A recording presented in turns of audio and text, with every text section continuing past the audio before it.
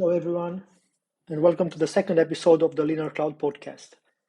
In this podcast, I try to dive deep into ways to optimize your cloud environment for cost, performance, latency, and so on. But before I start, I should first introduce myself. I'm an independent cloud optimization specialist.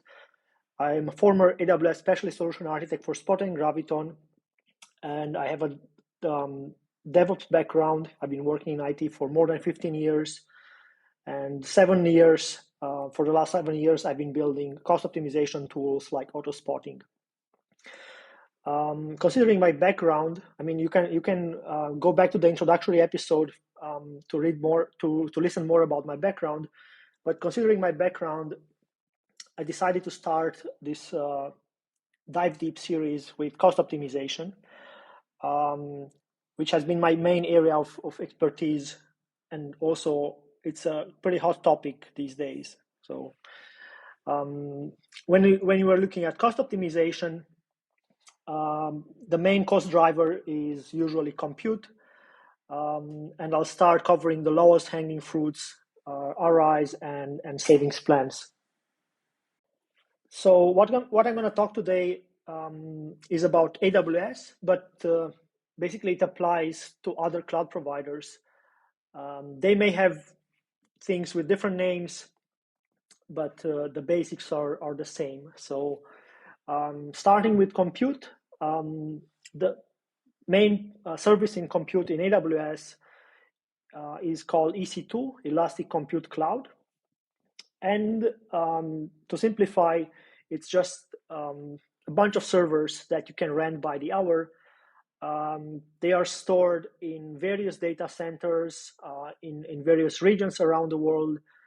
And these servers come in different shapes and sizes and flavors.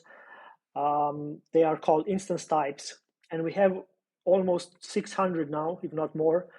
And each of them has different specifications, like number of CPU cores, CPU model, memory size, local storage.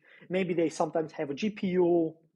They can have dedicated chips like FPGAs and machine learning accelerators and so on. Then there's also differences between them across generations. Because when they start a certain instance type, they may have a certain, let's say, Intel family chip, like Ice Lake or Skylake, whatever. And then in a couple of years, there will be a next generation, which is based on the new chip, the newest chip, and so on. The same applies for AMD and also for the Amazon's own Graviton CPUs, which now are at the third generation as well. And also, speaking of those, we have also differences based on the CPU architecture. Like we have these Intel-based instances, and also now we have these Graviton instances that are based on ARM CPU cores, like you have in your mobile phone or in a M1 MacBook, if you have one of those. So basically, you have these servers, and you can rent them by the minute, or even I think now it's counted to the second. And you pay by the second for the amount of time that they run. And how it works, when you need a server, you just go and launch it. You can also have automation to launch it for you. But basically, you're just getting charged the usual price, the on-demand price. And if you think about it, this is much like your admission ticket to maybe a football match, where you're just paying something. You go to the match, and 1 hour later you're out, and maybe you can terminate your instance, and you did your processing, and you give it back. You give it back your spot in the stadium. But there are also in AWS, there are also these commitment-based prices, which is like when you go to the stadium and you buy a season ticket, you pay it all up front, but you get a better price than buying tickets throughout the season for every single match. And that's also available in AWS, as it came initially as reserved instances, and now there's also something slightly different called savings plan, but the idea is the same. You pay lower prices. Um, um, After you paid it, you don't have to do anything more. You can just go to the stadium, and it's the same here. You paid for that instance. You can just use it whenever you need it. And the beautiful thing about it is you don't need any, let's say, configuration changes on your infrastructure. And also, if you look at it from the Amazon's perspective, they have guaranteed business from you, so you can't really give it back, or downsize the spend. I mean, if you bought this ticket, probably you can sell it to somebody else, and it's also in a way possible also here.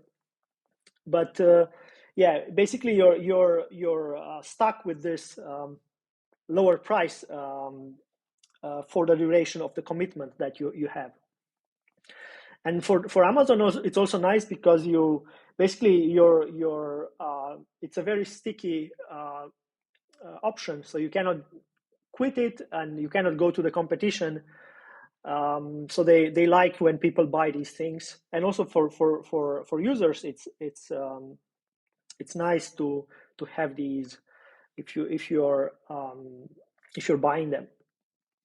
But at the same time, the fact that it comes with this commitment based pricing, the downside is that you have to you pay for it and you have to use it.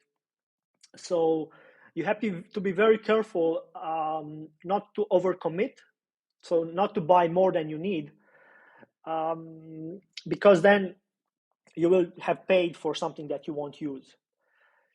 So the main use case for these commitment-based pricing models is when you have something that's running at fixed size. So let's say you have an environment that has, let's say, 10 instances, and you never scale in and or out. You always run at the same capacity. So for that case, it's better to buy this. It will just cover your capacity. There will be no peaks or ebbs and flows, and yeah, you can just leverage the savings. And it's also available for things like databases and other managed services that are by design supposed to run at like a fixed size over time. So like databases have also reserved instances, RDS, Elasticache, OpenSearch. These all have implementations similar to what I'm going to talk now. But my main topic for today will be when it comes to the compute layer, so EC2. And in the compute, there's also savings plans will cover you for Fargate and Lambda. But I'm going to talk about savings plan a bit later. So the main drawbacks of this is that they won't cover the usage above the baseline, and basically, if you have fluctuating traffic over time, you should either mix reserved instances with on demand for those peaks, or it's even better if you can use spot capacity for those peaks. And then you buy reserved instances or savings plans for the baseline capacity. You don't want to buy more than the baseline, because then the usage below the baseline will basically be wasted. And yeah, but one thing that I should mention is that at a large scale, if you have an organization with multiple Amazon accounts, you can float these capacity, these reserved instances, across your organization if you have enabled consolidated billing. So let's say you have one account that buys an RI and doesn't use it, but it's going to be covering an instance from another account. They will just take it, and there will be some magic when it comes to the billing, how it's calculated, and what everybody sees on their bills. But basically the whole organization will leverage these, regardless in which of the accounts it's actually covered. Another thing to keep in mind is this is basically, as we used to call it in Amazon, it's a one-way door. Once you commit, it's a done deal. So you need to plan in advance, and it also needs a bit of maintenance, ongoing maintenance over time, to see if you're covered enough, or if you're not covered, maybe next time you purchase less of it, and so on. So there are people who offer these as a service, including myself. So if you need any help with establishing these, or maintaining this, I'm more than happy to help. But yeah, getting back to the RIs, reserved instances come in two different flavors. So the first one I'm going to cover is the standard one, which comes in two flavors, depending on the. No, actually, it's more variations, but it depends on the duration that you commit to. So it could be 1 year or 3 years, and it also depends whether you want to pay it upfront, you want to pay no upfront, no upfront, or you want to have a mix of partial upfront and then the rest paid over time. And the savings you get vary depending on how much time you commit to pay and how much you pay upfront. So the best savings you can get is 72% off if you pay all upfront for the next 3 years. And that's for the standard reserve instances. And this is actually pretty close from what you can get from spot capacity. It's just that you have to pay this upfront. These standard RIs can change the availability zone, and the instance size, and basically you have a bit of flexibility with that. But once you set it to a certain size, it will not cover any other sizes. You have to go to the console and look at your spend, and if you have any unused capacity or uncovered capacity, you have to adjust these to match your usage. And that's why you need this ongoing maintenance for these, that keep you covered. So the savings for 1 year, no upfront, standard RIs are around 30 to 42%. So they vary by instance type, by region. And if you go partial upfront, there is a bit better savings, so for 35 to 50% roughly. If you go upfront for the full year, it goes 36 to 51, so slightly better if you do all upfront than partial upfront. And for 3 years, no upfront is 49 to 68%, so better savings. And partial upfront 53 to 70% roughly, and all upfront 56 to 72%. So as you can see, depending on how much time you commit and how much you pay upfront, you get better savings.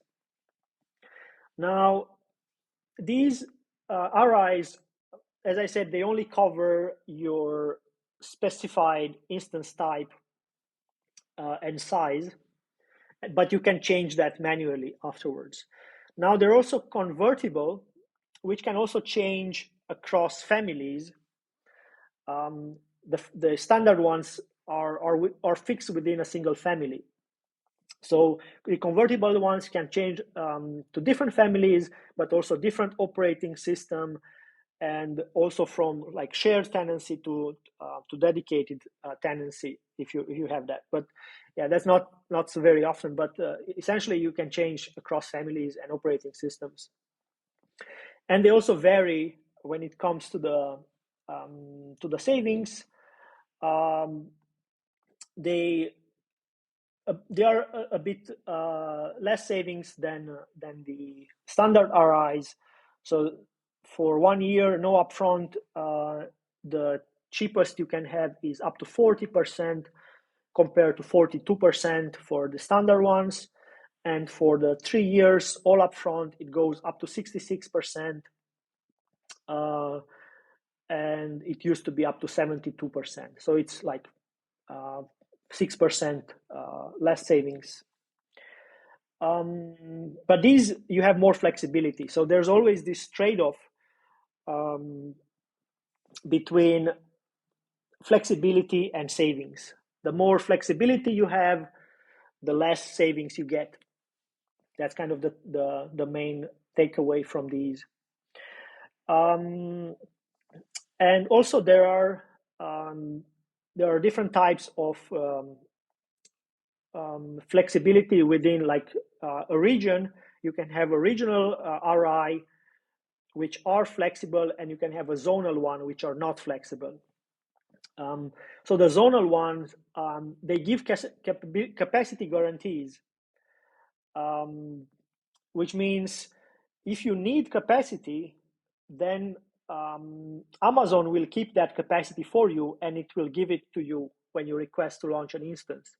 If you don't have this, and the availability zone is low on capacity, even if you have a reserved regional instance plan, it will not give you the capacity. So only the zonal ones guarantee capacity for you.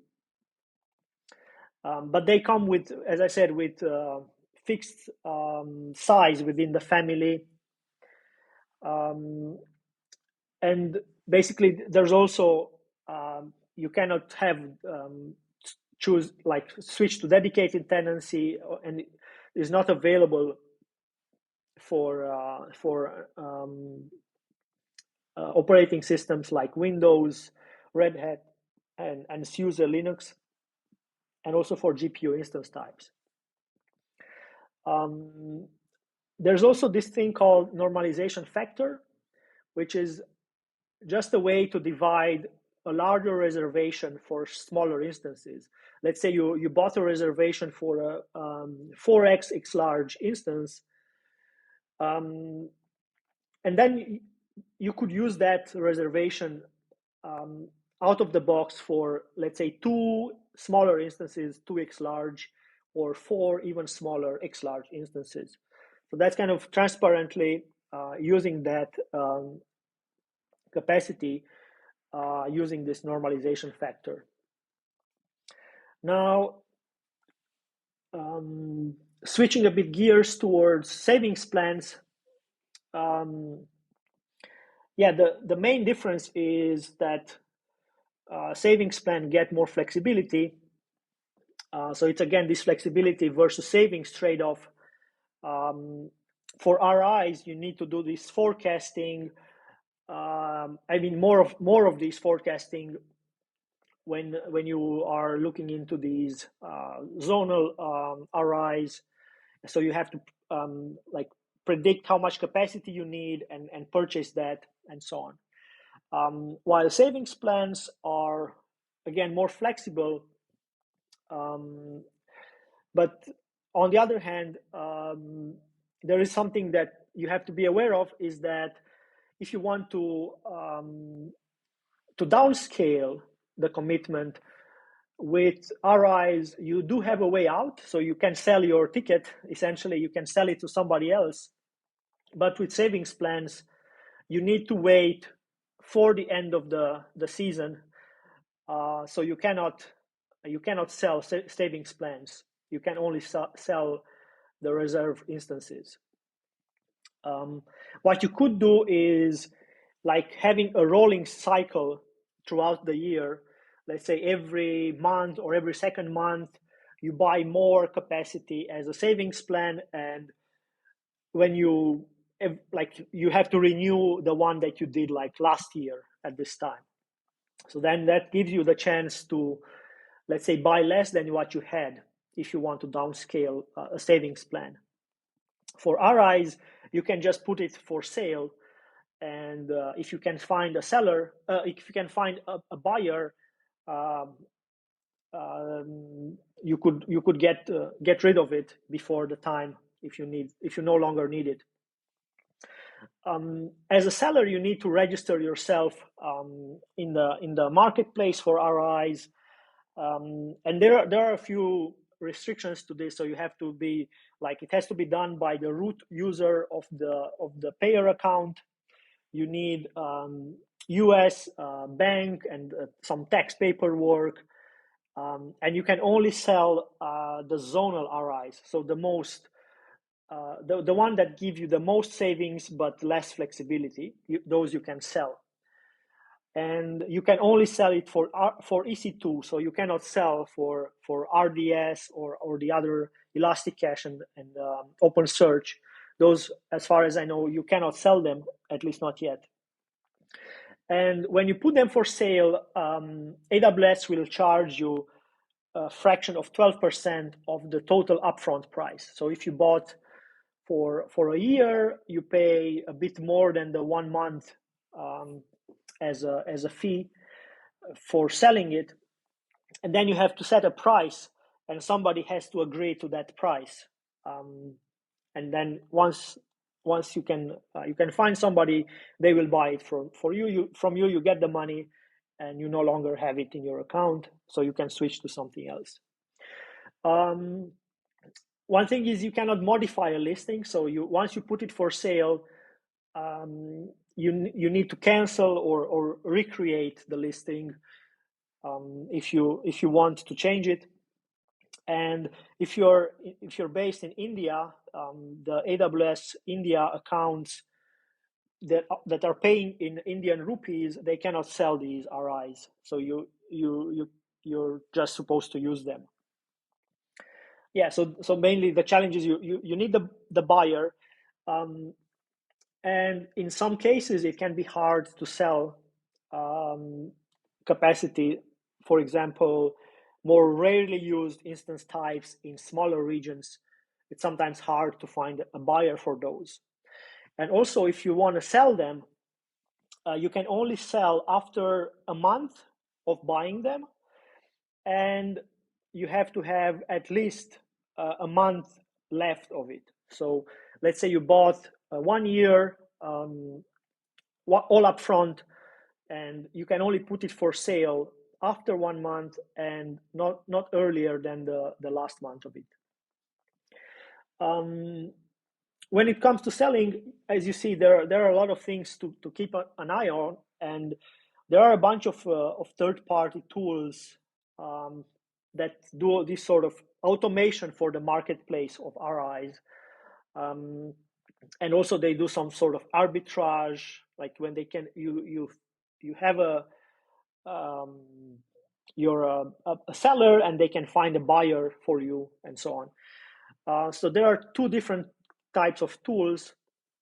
One is that only does the automation, and basically they just purchase your RIs, and then they put it for sale, but then it's up to the markets to find a buyer for that. And there are other vendors that also do a buyback guarantee, and those will charge more. So basically, the first one will charge. The main example that comes to mind is the Vantage Autopilot, and they charge 5% of the savings. The other alternatives with the buyback guarantee charge in the 20 to 25% range. So tools like Usage AI or Zesty Commitment Manager, they charge these higher percentages, but then they guarantee that if your instance is put for sale, and you cannot find a buyer, they will buy it for you. So they take the risk for these higher charges. And now within the savings plans, you cannot sell them, so there is no marketplace, and you also have two different options when it comes to the savings plans. So we have compute savings plans and EC2 savings plans. And just like the difference between standard and convertible RIs, there's like a trade-off between flexibility and cost savings. The compute savings plans cover Lambda and Fargate as well as EC2, and they also cover you across regions. So you purchase it and you don't have to worry whether it's used in one region or the other region. The savings will be globally applied. And they have the same savings percentage as the convertible RIs, so up to 66% for the 3 years all up front. And this is actually one of the few ways to optimize Fargate and especially Lambda, where you don't have spot pricing. So for Fargate, there is spot, but not for Lambda.